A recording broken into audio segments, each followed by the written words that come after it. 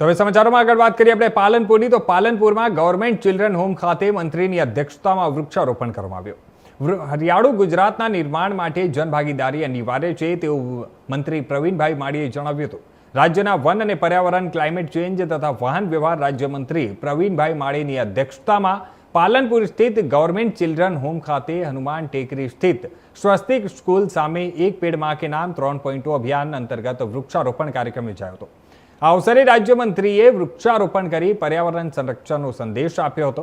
તેમજ હરિયાળું અને સ્વચ્છ ગુજરાતના નિર્માણ માટે 100ને વધુમાં વધુ વૃક્ષો વાવવા અને તેનું જતન કરવા અનુરોધ કર્યો હતો. આ પ્રસંગે રાજ્યમંત્રી પ્રવીણભાઈ માળીએ જણાવ્યું હતું કે હરિયાળું ગુજરાતના નિર્માણ માટે જનભાગીદારી અનિવાર્ય છે.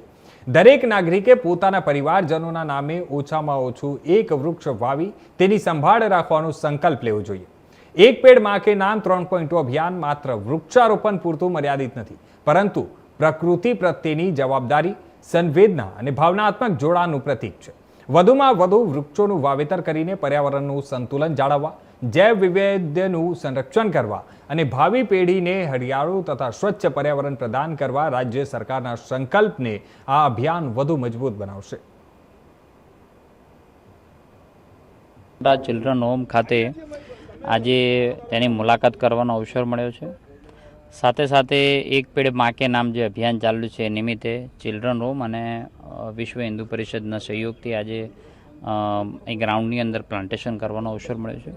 વિવિધ કામગીરી જે ચિલ્ડ્રન હોમ દ્વારા સામાજિક ન્યાય અધિકારી વિભાગ દ્વારા જે ચાલી રહી છે તેનું નિરીક્ષણ પણ કર્યું છે.